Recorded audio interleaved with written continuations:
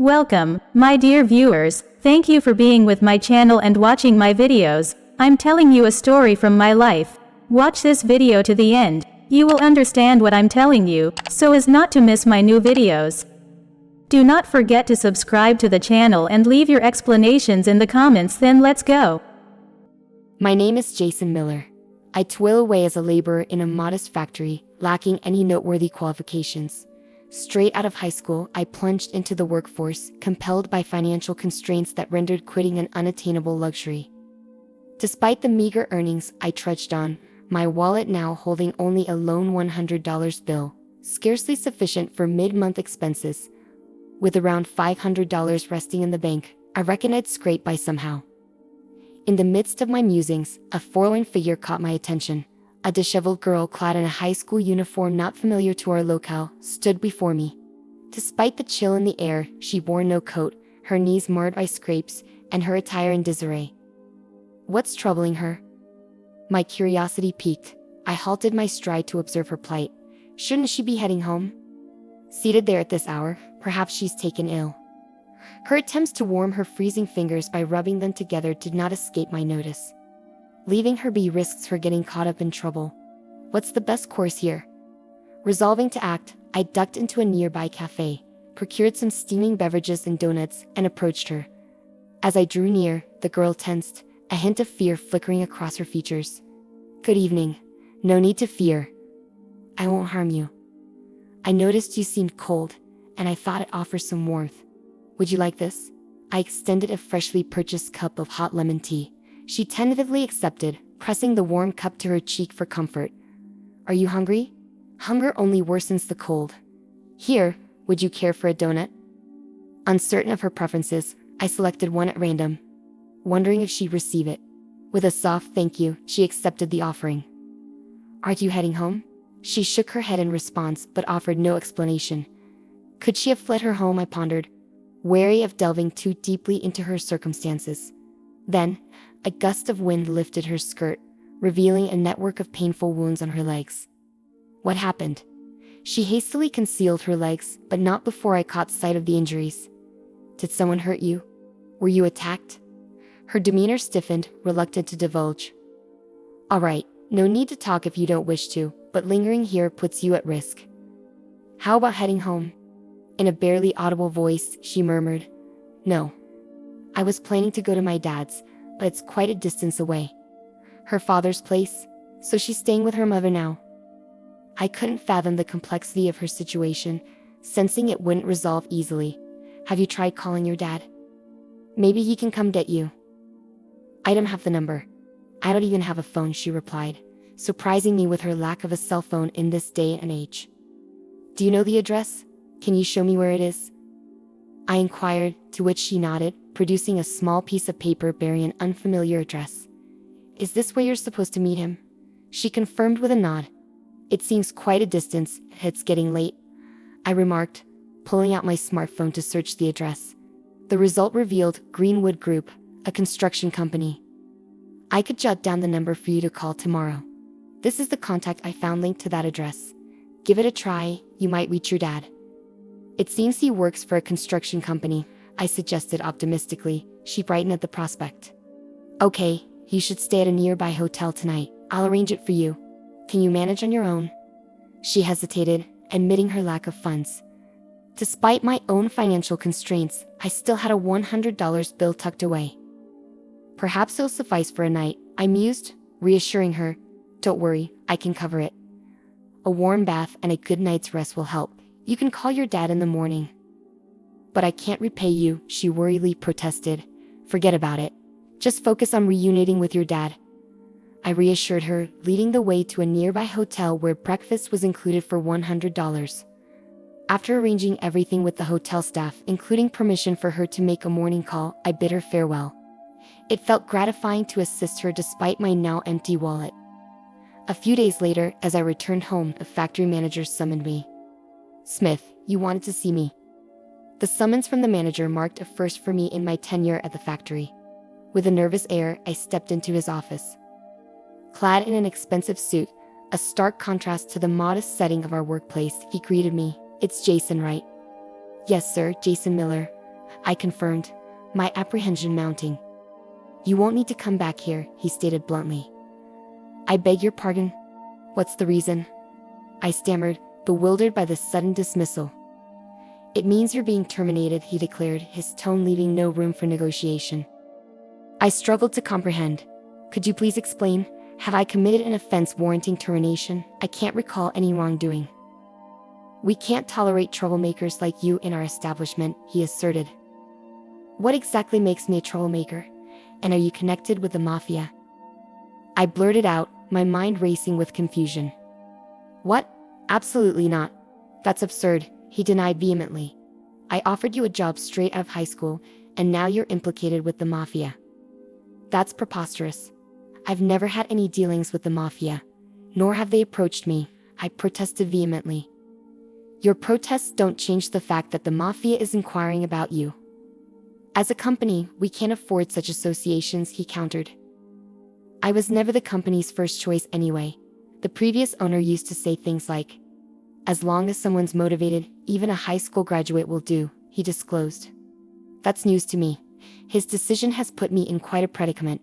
Please, I assure you, I have no ties to the mafia, I pleaded desperately. I couldn't care less about your predicament. It's none of my concern, he retorted callously.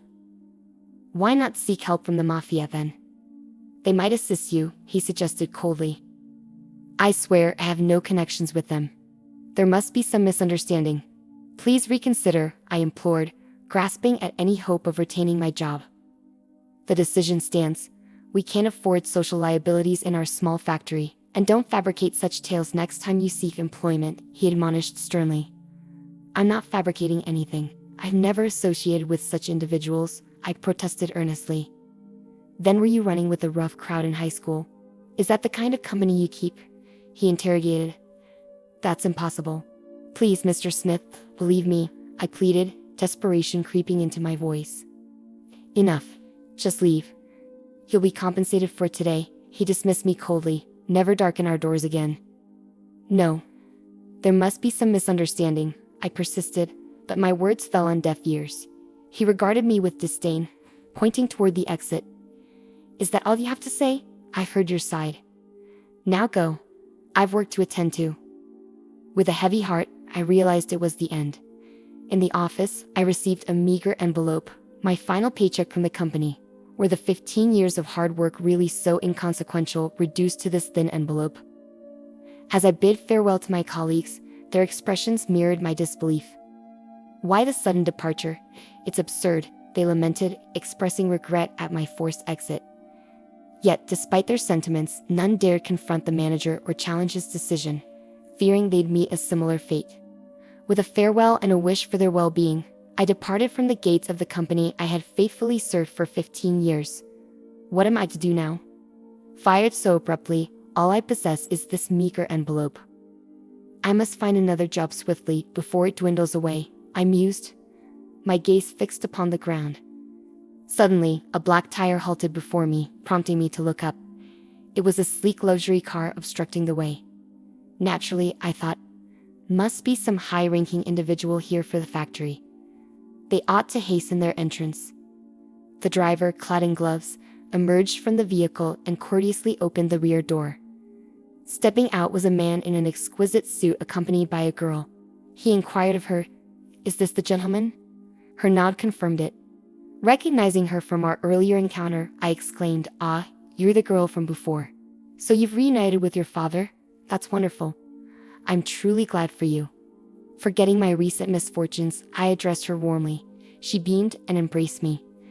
"Thanks to you, my daughter is safely in my arms. I owe you my gratitude." "You're her father? Excellent news. I was concerned for her but had no means to contact you thereafter. By the way, you're leaving the premises quite early. Any pressing engagements?" I inquired, attempting a forced laugh. It wouldn't do to divulge my recent dismissal to someone I'd just met, especially someone likely of high rank, evident from the lavish car and attire. It felt improper to engage with such a figure. "If you're not pressed for time, I'd like to express my appreciation. It's nearly lunchtime. Would you care to join me?" he offered graciously. "Oh no. That's too generous. I couldn't possibly accept gratitude for simply doing what was right, I demurred. Come now, don't be so modest. Should you have other commitments, I won't insist. But if you're available, please allow me to treat you. A mere thank you hardly suffices for saving my daughter, he insisted earnestly, a sense of sincerity in his words. Initially, I hesitated, feeling that as a recently dismissed individual, I had no pressing engagements. Besides, job hunting in my current downtrodden state seemed futile. However, considering my circumstances, I relented, saying, "If you insist, then I'll accept your generous offer," and agreed to accompany them. Stepping into the car, I was whisked away to a posh restaurant. "Excuse me, I'm not exactly dressed for this," I remarked, gesturing to my work attire, hardly suitable for such an upscale establishment. Expecting a modest diner at best, I was taken aback by the opulence. Yet the man chuckled heartily, dismissing my concerns with, "Don't worry about it. Clothes don't dine." With his encouragement, I followed him, noting the lack of fuss from the hostess, who greeted me with a smile, indicating he was a regular. The ambience of the private room exuded luxury, albeit making me feel somewhat out of place. Despite my discomfort, as the conversation flowed and drinks were poured, I found myself gradually relaxing. The genuine smiles exchanged between father and daughter, coupled with the sumptuous fare, began to thaw my apprehension. It felt surreal, being amidst such extravagance as a high school graduate. Yet, with each sip and bite, I couldn't help but savor the moment, sensing it might be my first and last taste of such indulgence. Eventually, the man disclosed his identity. "I should have introduced myself earlier, but that's unlike me," he admitted, offering me a business card bearing the name B of Greenwood family. "Oh my," I thought, my mind jumping to conclusions. "I apologize," he interjected swiftly. "No need for apologies." "You're right," I replied, realizing my faux pas. "But you see, even a mafia member is a parent. Thanks to you, I'm reunited with my daughter." "I'm truly grateful," he confessed earnestly. "Oh, it was my pleasure," I replied sincerely, touched by his gratitude. "May I ask something?" "I've been curious about why she was there that day," I inquired. "That's because, you see, her mother and I divorced years ago. Shortly after she remarried, her new husband appeared to be the vice president of a small factory. However, after her passing, his new wife took over the household. Coincidentally, around the same time, the factory's president, who had always been kind to my daughter, also passed away. The vice president then ascended to the presidency. Since then, my daughter has been treated as an inconvenience. Could that be why her legs were injured?" I wondered aloud. "Yes, precisely. She was injured in places not easily visible, especially on her back. It was dreadful. I can't even begin to imagine the pain she endured. Before her mother's passing, she received an amulet and was instructed that if she ever needed help, she should open it. That was the note left for her. Unfortunately, not jotting down a phone number was an oversight. She was desperately trying to locate me. However, despite her efforts, the distance was too great for a high school student to traverse alone. By the time you found her, her wallet was empty. If it hadn't been for your intervention, she might have succumbed to the cold. That was the situation," he explained. I suspected there must have been extenuating circumstances. As for her mother's new husband, I can't forgive him for subjecting her to such hardship. "I swore to seek retribution," he declared. "Oh, it doesn't sound quite fitting for someone associated with the mafia to express such sentiments, does it?" I remarked. "I understand your sentiment. Thank you," he responded. "What about you? Leaving work at such an hour, something must have happened, right?" he inquired. "It may sound peculiar to share this with someone I've just met, particularly someone of your stature, but I was actually terminated from my job just now," I confessed. "Fired? Why?" he inquired, visibly taken aback. "Apparently, I was unjustly accused of having ties to unsavory elements. I have no clue how that came about. This morning, out of nowhere, I was accused and promptly dismissed," I explained. "Hold on a moment," he said, beckoning over an executive nearby. After a brief exchange in hushed tones, he turned back to me, visibly perturbed. "Idiots," he exclaimed before addressing me directly. I must apologize profusely. "It appears that my colleague is at fault here," he said apologetically. "Oh, what do you mean?" I asked, bewildered by the sudden turn of events. "I wanted to express my gratitude," So I had my associates look into your situation. They found out where you were employed but wanted to confirm it firsthand.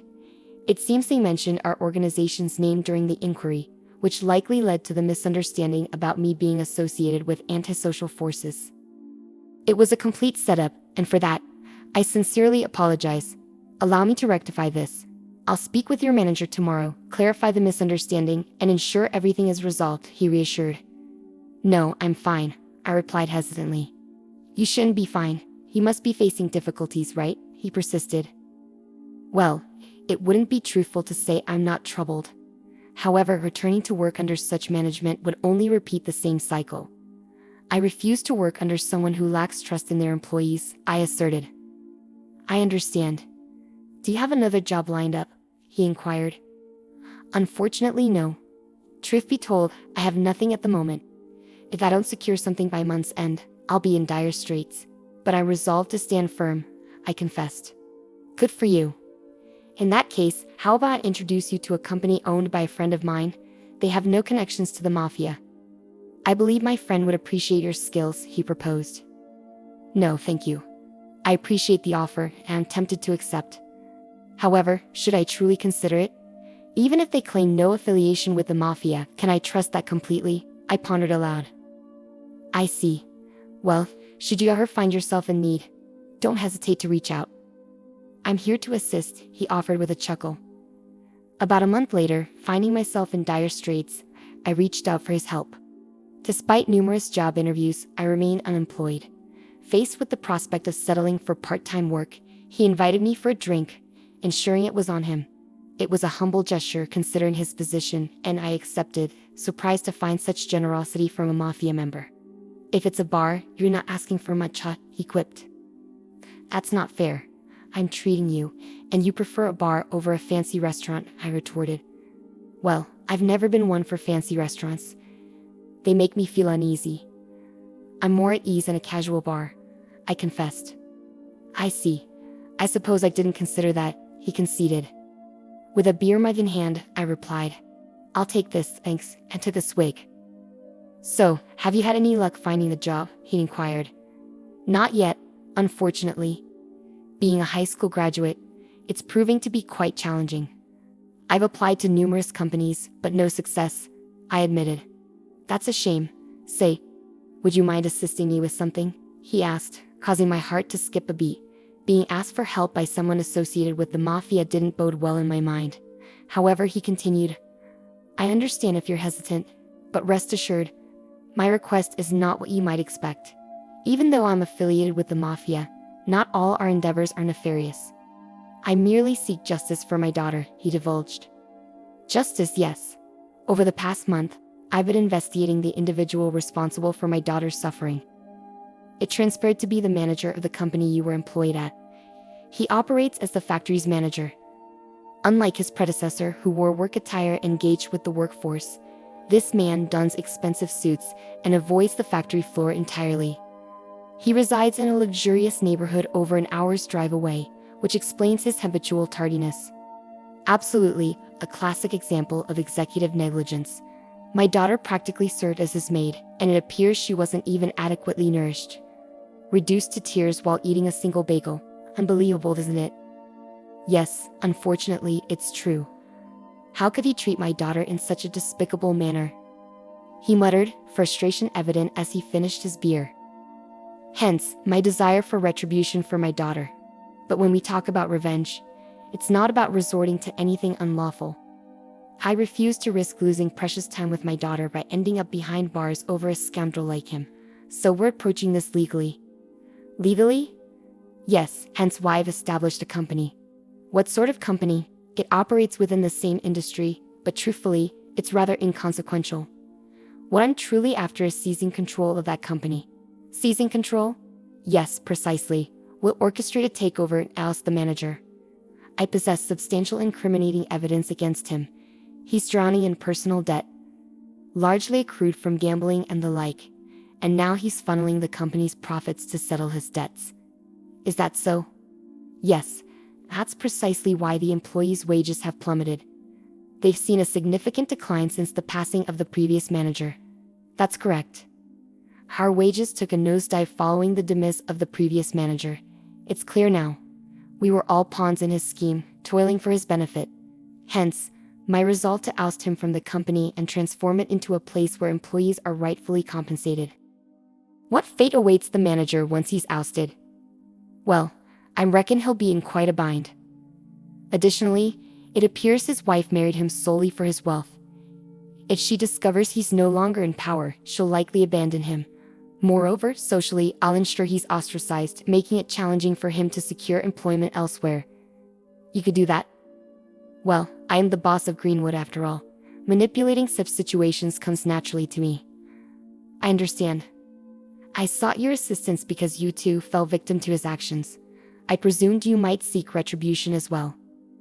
Indeed, once the employees learn the truth, they'll likely share our sentiments.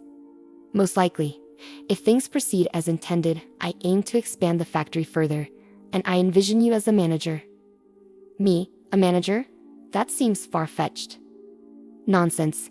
In the past, high school graduates ascending to managerial roles wasn't uncommon. If formal education is lacking, one compensates with experience and diligence. Don't you feel capable? If you're confident in me, I'll give it my best shot. Excellent. Then tonight, we'll toast to the future of our new venture. Thus, unexpectedly, I became entwined in the takeover scheme of the factory that had previously let me go. A month later, after thorough investigation, we devised a plan to inflict significant financial harm on the factory through our takeover. Well, Mr. Smith. Long time no see. Oh, we have a prior acquaintance? It's possible you wouldn't recall a former high school graduate employee. Ah, Jason Miller. You were terminated under the mistaken assumption of having ties to the mafia. Well, that's not entirely accurate. No worries. It led me to secure a favorable position at my current company. I harbor no ill will. Instead, I come bearing a lucrative proposal. A proposition? You mean you wish to engage in business with us? Precisely. Your products boast exceptional quality, a fact I can attest to from my years of service here. Hence, I propose a contract valued at $5 million. $5 million? Indeed. I request the delivery of goods totaling that amount within a fortnight. Upon confirmation of delivery, the $5 million will be transferred. That's quite generous. So shall we proceed with this contract? Of course, I said as I placed the contract on the table, urging him to sign without perusing its contents. He was elated by the mention of $5 million and hastily affixed his signature. Foreseeing the manager's lack of attention to detail, I had expected as much. Yet it still amused me to witness the behavior of a company manager. With the contract signed, he spurred the employees into action, driving them relentlessly and demanding they work without respite. Production surged forward, but when it came time for delivery, complications arose. No delivery company would take on the task, likely due to interference from the Greenwood. In desperation, Smith himself sought out carriers, only for a truck from the Greenwood to conveniently appear. Despite loading the goods and dispatching numerous trucks, delays ensued, with vehicles encountering various issues along the journey. Ultimately, the deadline passed without the goods arriving. I promptly contacted Smith and returned to the factory. The goods didn't arrive by the deadline. Our company has incurred significant losses, I informed him. This is a breach of contract, he protested. No, we fulfilled our end of the agreement. It clearly stipulates in the contract that failure to deliver results in a $5 million payment, I countered. That's preposterous. I wasn't aware of such a clause, he retorted. Mr. Smith, whether you were aware or not, it's clearly outlined here. Claiming ignorance won't absolve you of your responsibilities, I asserted. Impossible. My company doesn't possess $5 million. Then it appears we'll have to acquire this factory. This factory, it's clearly stated here. Even if the mishap occurred due to the carrier's fault, your company assumes full liability. You've signed the agreement, haven't you? Hold on, this is outrageous. Without the factory, it will spell disaster. Indeed, it appears so. No longer will anyone be able to settle the personal debts you've accumulated. How did you become aware of that? That's not all. It's likely your wife will depart as well. It seems she wedded you solely for your wealth. You were aware of all this and orchestrated this contract, he accused. It's not just me who harbors resentment towards you. That's why this course of action was taken. Now, the factory belongs to our company. Pack your belongings and depart, I instructed sternly. Unbelievable. With all my debts, he lamented, sinking into despair. Following his expulsion from the factory, he sought solace with his wife, imploring her assistance in clearing his debts. However, accustomed to a life of luxury, she chose to sever ties with the now destitute manager. Slamming divorce papers onto the table, she callously demanded compensation, further plunging him into insurmountable debt, leaving him in a state of profound suffering. Upon reporting the entire ordeal to the boss, he expressed satisfaction and commended my actions. Henceforth, he'll find no employment with any reputable company. He'll come to truly understand the consequences of betrayal. Yes, may he face torment in the depths of hell, I concurred. Presently you're the manager of this factory. Will you endeavor to expand the company for the benefit of the employees and yourself? My colleague inquired. No, that's not my primary motivation. I didn't undertake this for personal gain. I did it for the sake of my daughter, you, and all the hardworking employees at this factory. It's imperative that we prioritize the happiness of our employees, I clarified. Understood, sir. We'll ensure the employees' well-being, they affirmed. With that result, I resumed my role as the factory's manager, greeted warmly by my former colleagues. Thank you all for remaining steadfast. Together, let's strive to enhance the factory and ensure every employee receives fair compensation. This factory belongs to all of us, I proclaimed during my inaugural address. My colleagues erupted into cheers, welcoming me back wholeheartedly.